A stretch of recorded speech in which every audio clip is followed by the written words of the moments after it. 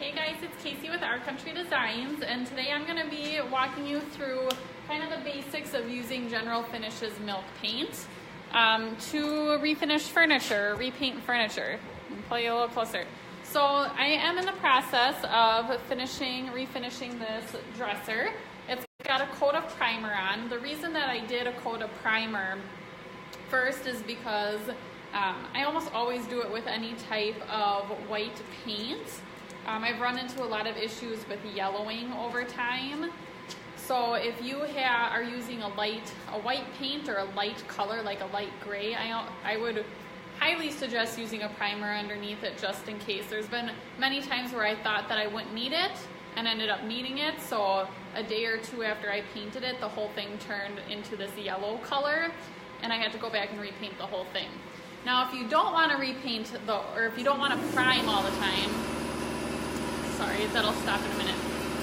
If you don't want to prime all the time, kind of the test that you do is if the wood stain that you're painting over has a red tone to it, that means it's going to yellow. Okay, so what a lot of times you can do is with your sandpaper, just take some sandpaper and scratch it up a little bit, and then look at the sandpaper and the dust on the sandpaper, and if it looks like it has a red tint to it, you definitely want to use a primer. Okay, but I've had times where I thought it didn't look red and I decided to go ahead and do it without and it's still yellowed. So just for my own sanity, I always prime. So this is already primed and we are going to be adding in General Finishes Antique White Milk Paint is going to go over it. So again, it was because I was painting over with white that I had the primer on underneath. So let's talk a little bit about General Finishes milk paint first before we get to painting. So the things that I love about this, it's water-based, okay? Oil-based paints are very, very smelly. They get very dirty and hard to kind of clean up. This has no smell to it. It's very easy to clean up. So water-based is the way to go when it comes to choosing a paint. I also like that technically you don't have to put a top coat on General Finishes milk paint. Okay, so they say that it's going to harden enough that you don't need to put on a top coat. Now it's personal preference. I always put a top coat on everything that we do just for extra durability because we sell our products. But they claim that you don't have to do that. Honestly, I've never tested it out with a piece in my personal house, so I can't really attest to whether that's true or how long that holds up for. These quarts also go a very long way. So this is the quart size. This is their pint size. Okay, so it's quite a bit bigger. But a quart, even a pint, the quarts will last forever. Like I could probably do 4 pieces of furniture with this one quart, if not more, depending on the sizes of the furniture. I mean, even when I do the big long 8-foot dressers, I maybe use half of it. Okay, so it goes a long ways, which is very, very helpful when you're spending money because these are about $30 for a quart, depending on where you get them from.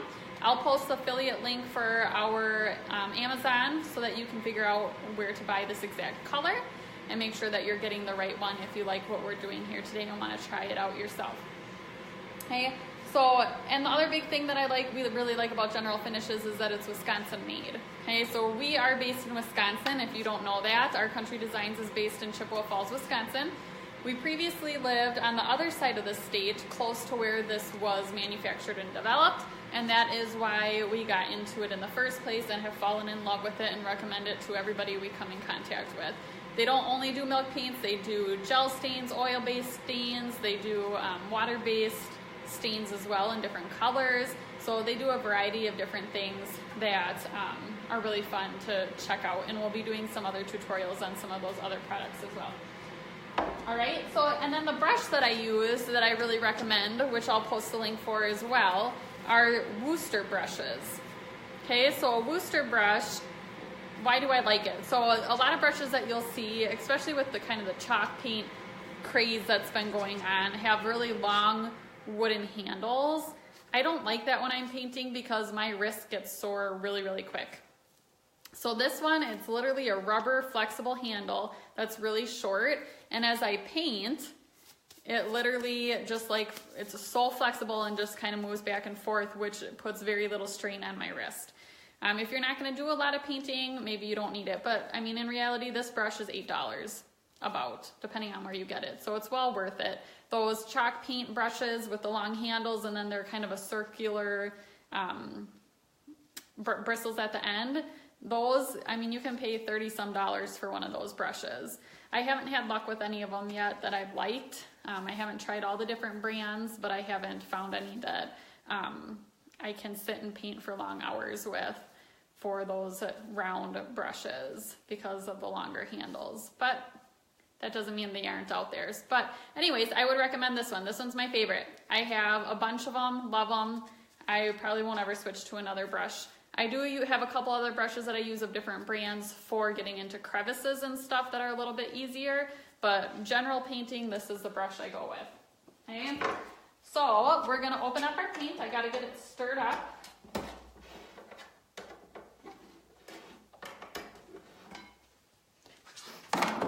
So there's about a quarter of it that's already gone. So I buy these basically big popsicle sticks at the craft store. There's a bunch of them, and I just reuse them as stirring sticks because the stirring sticks that you get for like gallon paint are probably like this long, and it's just a little obnoxious for stirring this. So I just get this smaller kind of oversized popsicle sticks. So this paint is like a really thick paint, and that's what I really like. I prefer thick paints. Even when I'm doing our wood signs, thick paints are always a perk to me because there's less running that goes on, a lot less mistakes that can happen in that regard. So I'm just gonna stir this up really good. Now this antique white color is just like a little bit off white. So they have also a snow white, which is like stark white, like your white. This antique white is just a little bit of an off-white, and then they have linen, which is more of a creamy color. And the antique white, I would say, is our most popular one because it's not too off-white that it's too creamy, but it's kind of the perfect color. So you can kind of see a little bit. Nice and thick, really thick paint. It's not like running off like crazy or anything. All right, so I'm just gonna clean this off.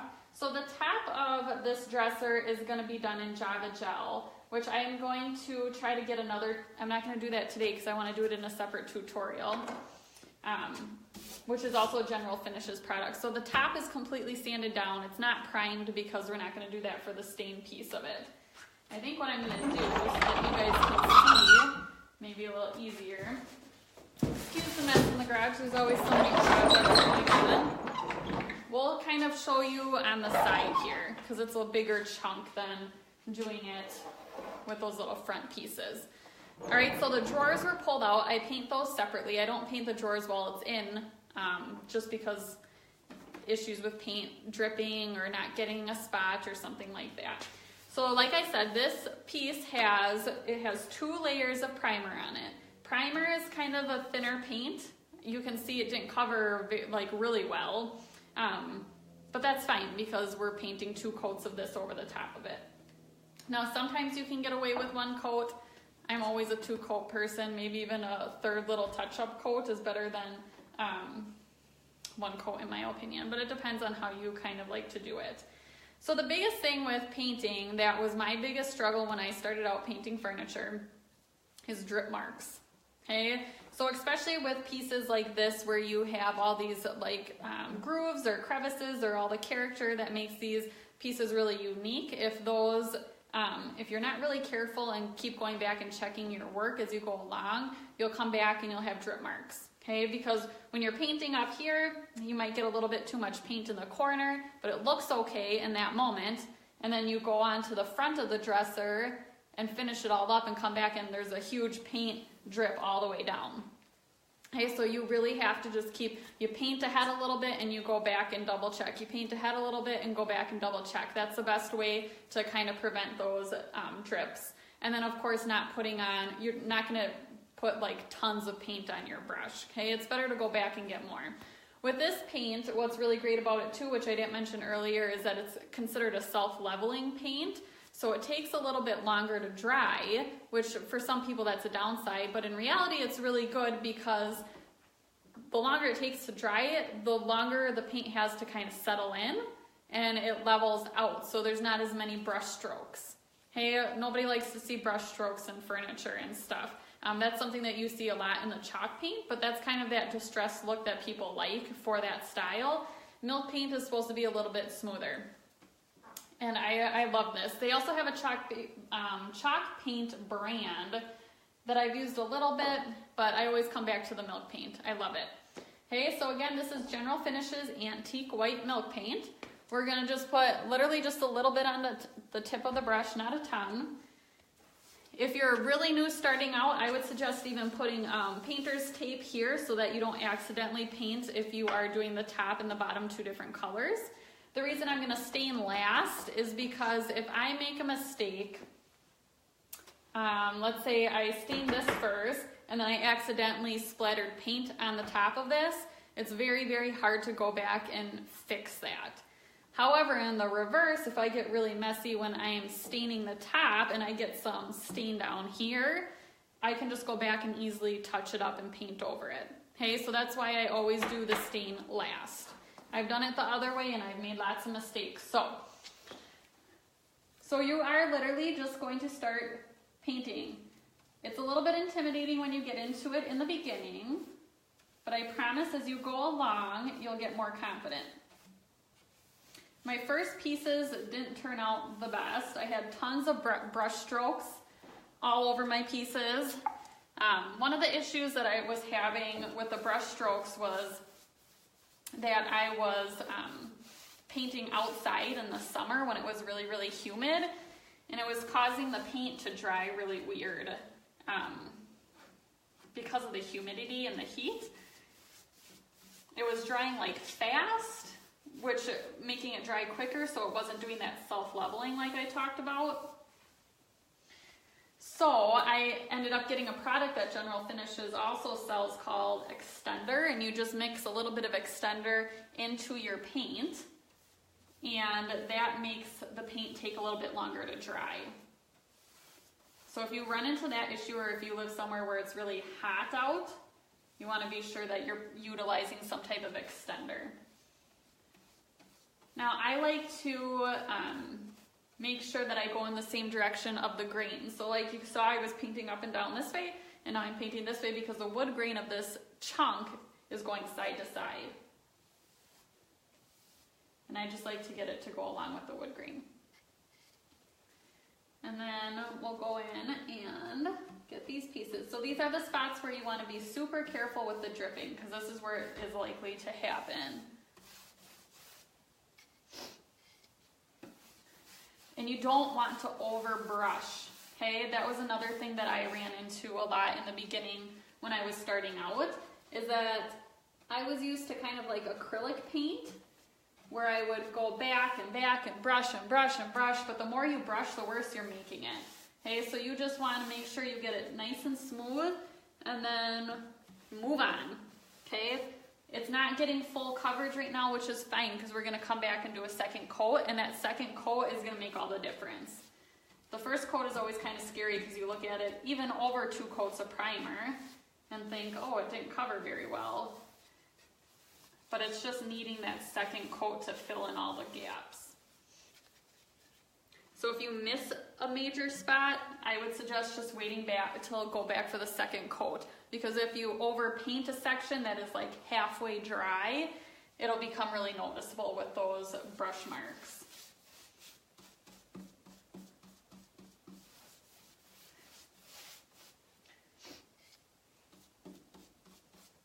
General Finishes paint also allows for you to mix colors, which I love. I've done a little bit of mixing. They actually have like a mixing recipe card, which is really cool. I got that so that I could, it was basically color swatches, and then on the back of the color swatches it tells you what combination of 2 or 3 even paints that you have to utilize to get that color, which is really nice because with these types of paints, as opposed to like acrylic house paint, these colors are a lot more limited. They don't have 100 different colors, though they have quite a few of them for this brand. But you just gotta be aware that you can still make the colors you want. You just gotta play around with it a little bit.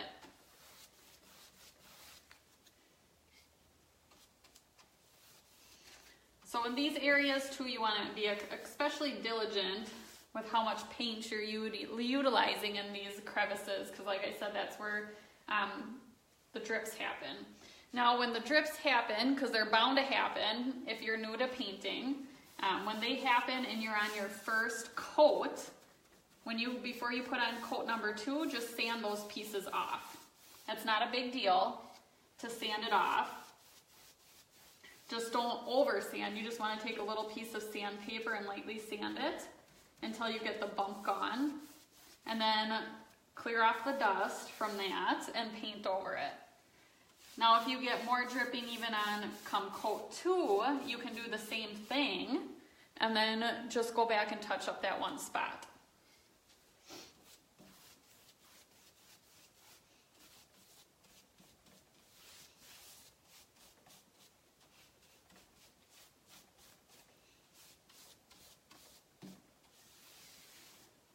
I've been doing sign painting for many years, and I've come to find that doing this is more of my passion. It is extremely relaxing. Although I admit it wasn't very relaxing when I first started a couple years ago because I made so many mistakes. But as I've gone along, it's gotten a lot more relaxing, and I could sit and do this for hours. If I could paint all day long, I would.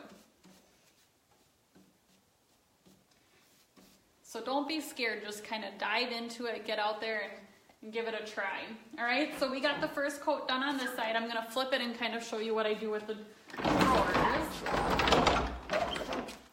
So this piece is really cool. It's an antique and it still has its original wheels. You don't get that very often. It adds a little bit of extra character to it. And I wear gloves not because this is a toxic paint, but it's because I'm extremely dirty. There's nothing that I can do to keep myself clean. As you can see, my pants are just covered in paint. All right, so with doing kind of the fronts of drawers, I've made a lot of mistakes too, where I get everything done, everything painted. My husband puts a top coat on it because he sprays the top coat as opposed to brushing it on. It gives it a lot better of a finish. So what I run into a lot is that once we go to slide the drawers into the dresser, that I didn't paint far enough on the inside, and when you push the drawer in, now you see the raw wood peeping through. So I always go in and kind of paint this whole side piece. Let me see if I can just show you guys quick. So, maybe not. Okay. It was yelling at me because I was rotating the phone. So this piece is what I paint. So I primed it. It doesn't have to look really pretty because it's really probably at most going to be just a little sliver of this that peeks through. And then this time when I go through too in these areas, I'm going to paint back a little bit farther because also in those spots, it's going to peep through sometimes. Not always, but sometimes. And it's better to try to avoid that at all costs because it makes it a lot harder to go back and fix later.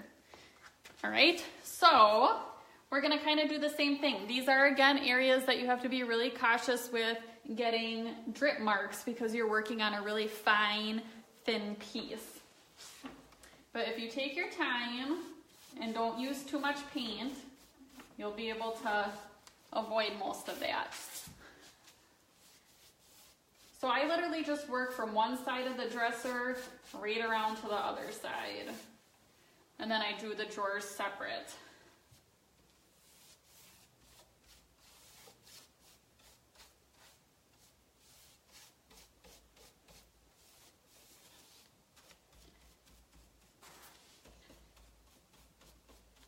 If this piece wasn't up on wheels, I would also take and put it up on wood blocks so that I could paint all the way down to the floor without getting it too messy. because if this was sitting all the way on the floor, I would have to get paint all over the floor to get to the bottom of it. And it's not just about getting the floor dirty, but when you do that, if the floor is dirty, then your paintbrush is covered in sawdust or dirt or wherever you're working. So you don't want to get your paintbrush all dirty. So prop up the piece so that you're working with it without ruining it. Okay, so I'm just going to go in, and it's really quick to do. You don't have to have a ton of paint on your brush, and just kind of brush in on these spots on the side here.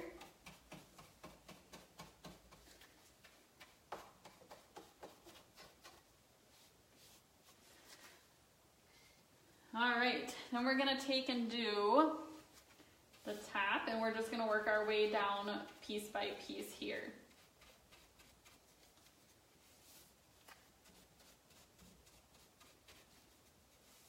I primarily use General Finishes paint for everything. I haven't experimented with a whole lot of other paints, though I plan to. So stay tuned for some of those tutorials. I have a couple paints that I've recently purchased that I'm really excited to try out, and I'll give you guys some reviews of that. But it's hard once you find a paint that you really like to go and try other paints, because nothing's gonna be the same.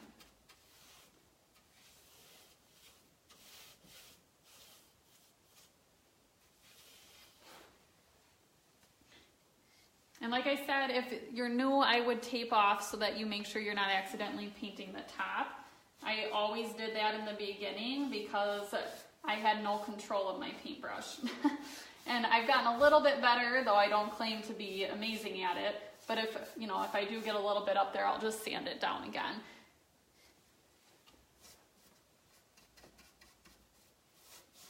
So you don't need a ton of paint for these areas, otherwise it's gonna get really, really drippy. So I'm just going to take and go back up and just do a little bit in this area. Just in case my drawers slide back a little bit further than I expect them to. I would get so upset when we'd get to that point and I thought I was all done and then realized I didn't paint far enough into the drawers, and now you could see that on my beautifully white refinished dresser because it stands out a lot. Especially the white, because the wood back here is a huge contrast in color. So we're trying to avoid that from happening.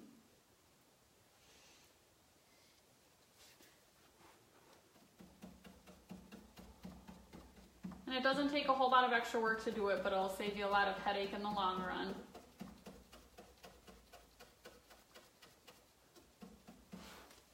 And when I come back and do that second coat, I'll do the exact same thing, just to make sure that it's a good solid coverage.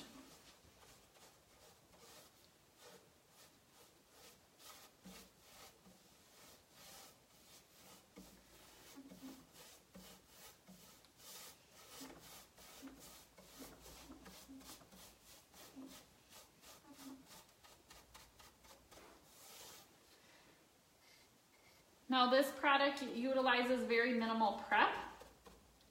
If you haven't seen our post on prepping furniture, be sure to check that out. I will link to that as well. But it requires minimal prep, but everything, in my opinion, requires some type of prep. You'll see a lot of paint brands out there that are that they are claiming that they are no prep paint.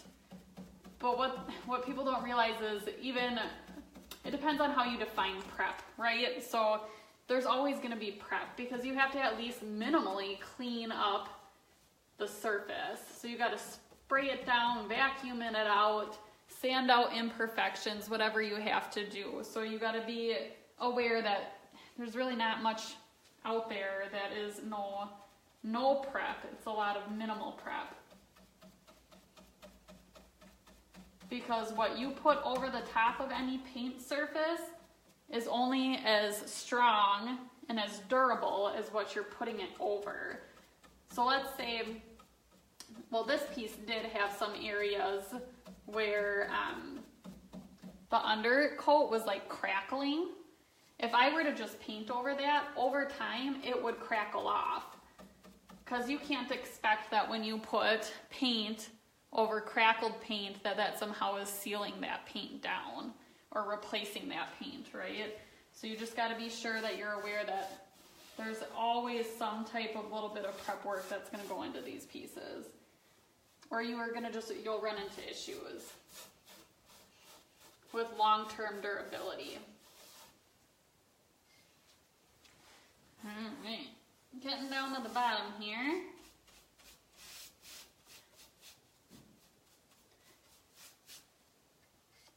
One of the questions I get a lot too is, do I paint the back of the furniture piece? So like the back side of it. And I don't. And one of the big reasons that I don't, not only is it a time saver, but I think that shows the character of the original piece. It shows that this was indeed an antique piece. And it shows the age of it. And it just kind of keeps that original beauty to it. So no, I don't paint the back of my furniture. For a couple reasons. And in reality, most of these are going to be pressed up against a wall, so it doesn't matter a whole lot in that regards. Now, if I was specifically asked by somebody because they were going to put it in the center of a room or something like that, I would most definitely paint it for them, but in general, I don't.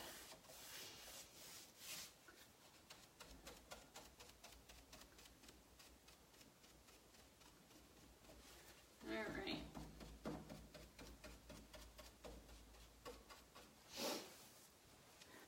So we got the majority of that done. I'm going to hop on over to the other side here.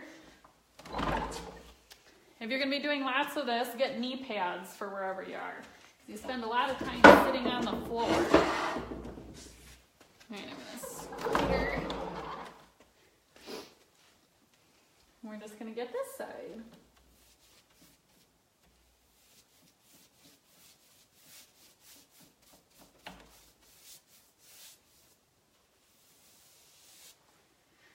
So again, if you're getting a lot of brush strokes, what's probably going on there is that the paint's drying too fast.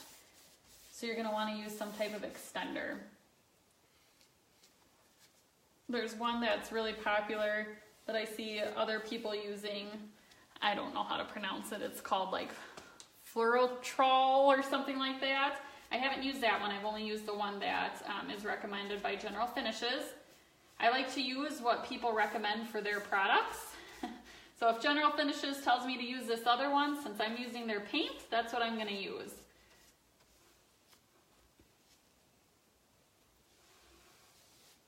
And then we just got to get into the sides here again. Just to make sure we're protecting from having any boo-boos when we go to put the drawers in. All right, so I'll paint the other side in a little bit, but I'm going to show you guys, I'm going to try to move the camera down and show you one of the drawers so that you guys can see these, because these are going to be an issue with dripping as well because of the style of the drawer. So I'm going to try to knock it down without having the camera fall off.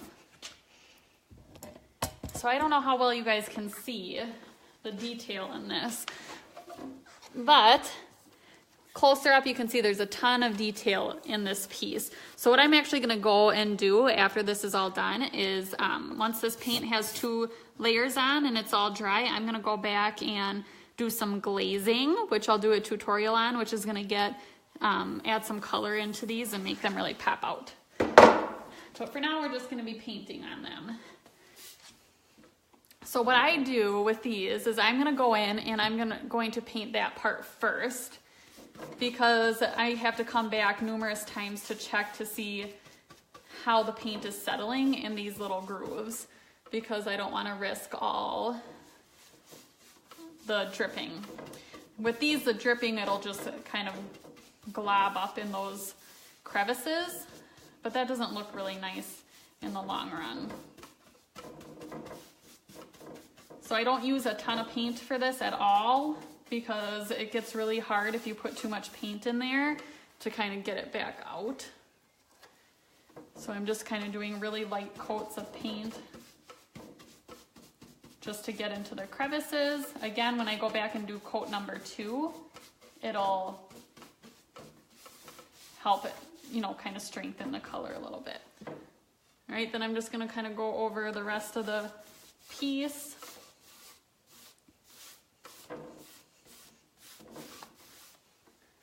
Because this is gonna cause some paint to go into these crevices and cause some dripping or some puddling. I guess puddling is better for this terminology. And I don't want that. That's not gonna look good in the long run here.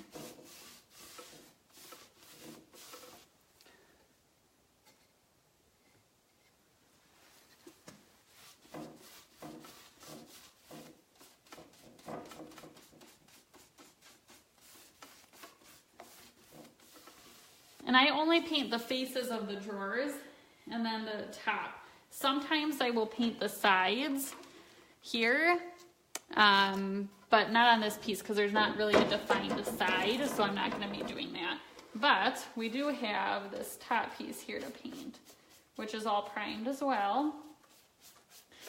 Again, when you're kind of starting off, I would suggest taping to kind of protect your surfaces as much as possible. I still make mistakes, and I've painted a lot of furniture in the last few years. Not as much as I'd like to, but because again, I'd like to do this all day long if I could. I'm just gonna jump over to this side so I can get, drawers are pretty long.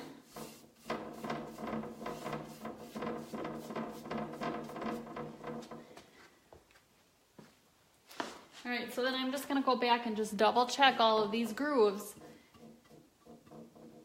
and make sure that no puddling has happened. All right, so that's got one coat on it. I'm just going to, all right, so questions on any of this, just let us know, you guys. And then I will be posting some more tutorials throughout the next couple weeks, and I'm gonna just walk you through the steps of finishing this one dresser so you can kind of see from start to finish. So the prepping the furniture was with this dresser.